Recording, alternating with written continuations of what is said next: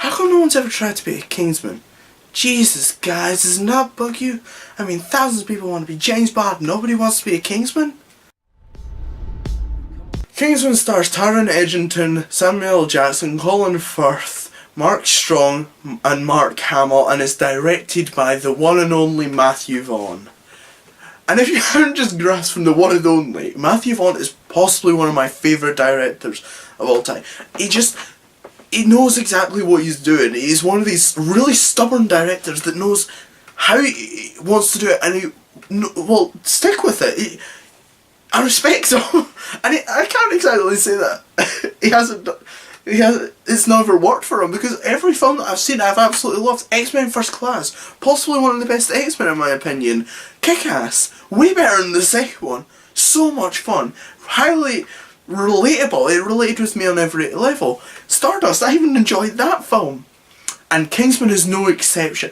Just like with Kick-Ass, this film is based off a comic book by the one and only Mark Millar as well.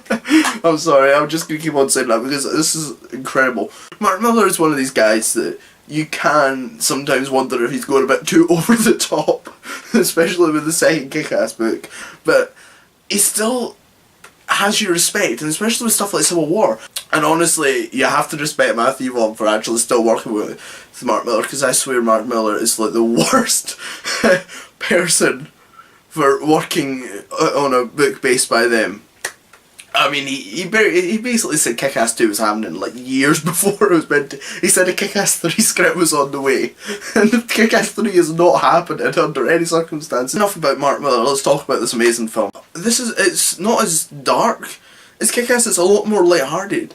And I'm saying that I think this might be one of my least favourite of the Mathew Vaughn films, because it took me a while to get into it, and this might be because I was hyping it a lot, but it took me a while to get into it. Maybe like the first 15 minutes I was a bit struggling. I was just like, is this good, is this not? The editing, but eventually I got into it and I loved this film.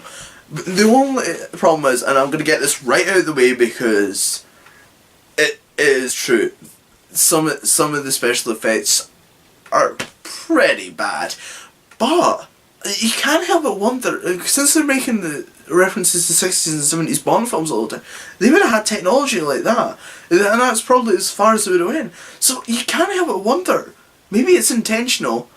Despite that, it is still really distracting, especially when like a character gets cut in half and it's just like one of these little window things, which just goes like, well, that's a bit of an exaggeration, but you get the point. And the same with the terrible face, terrible CGI face on one of the characters as he flips over one of the soldiers. You see that in a trailer, and it's still just as bad. But absolutely, the weird part is though, the special effects are also fantastic. I'm not joking. Like, there's a scene in which they're falling out of a plane. That is fantastic. Just simple glimpses of just them flying through. The opening scene is even it looks really good, and it's, you can't help but wonder. It's just like, oh, really, maybe they will have that show and then they have that show. You're just like, so did they spend all their budget on that, or is it just that it just didn't work? They were just trying to make references to the 60s and 70s. But even then, it's so much fun, and Mathew Vaughn's really dark humour, just, it sits well with me. I enjoy it. It's a blast to just sit through and enjoy and smile. You can't help but smile. There's points in which people's heads blow up, and it's like fireworks and mushrooms. It's like mini nukes. You can't help but laugh at that. Also, Samuel L. Jackson is fantastic in this film. He's not your typical like Samuel L. Jackson who just shouts and screams. He's more of like this restrained guy. He hates the sight of blood. And honestly, that creates some of the funniest scenes in the film. I'm not going to spoil them because they are incredibly funny. They come out of nowhere. Well, just really intense scenes. He will say something and you're just like, oh my god. And as usual, the soundtrack is fantastic, and so is the score. It just works really well. And it's honestly so much fun. The one, just another strange thing I had with this film was it seemed like Mathew Vaughn really wanted to add in some styles, but he didn't want to at the same time. Because there's one point in which there's like a big fight scene towards the end, and he kind of switches to the whole hit girl thing, you know, in the first film.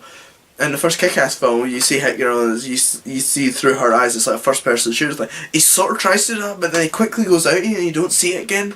And it sort of seems like he wants to put in, he's just like, you know, if I do that, people are going to just think I'm like a one-trick person.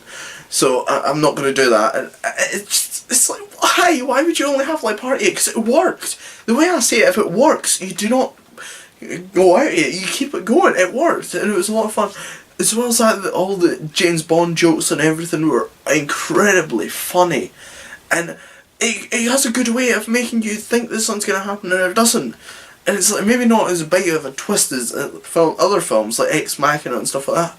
But it still like, has a lot of fun, and you can tell that you just enjoy yourself through it. Colin Firth is actually surprisingly really good in this. Like, I know that Colin Firth's like an awesome actor and everything like that, but he just owns it. He sells the whole spy thing, and he's like really restrained. And then when you just see him and he starts into these all crazy fight scenes, it works. And I'll tell you what, after coming out of Taken 3 a couple of weeks ago, which still like boggles my mind to how the director thought that the action was fine.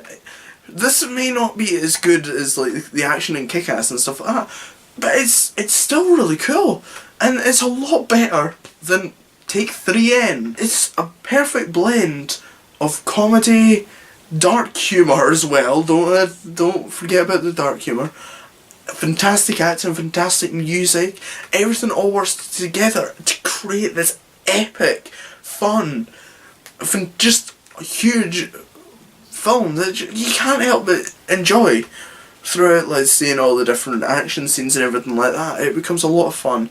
And to see something like this set in London, like dealing with someone like poor, I don't know why I was like poor, it becomes really fun, and it becomes like really interesting to see this compared to like him going against all the big snobs and everything like that, and it's a lot of fun. It just works perfectly, and I'm gonna give Kingsman: The Secret Service an 8 out of 10.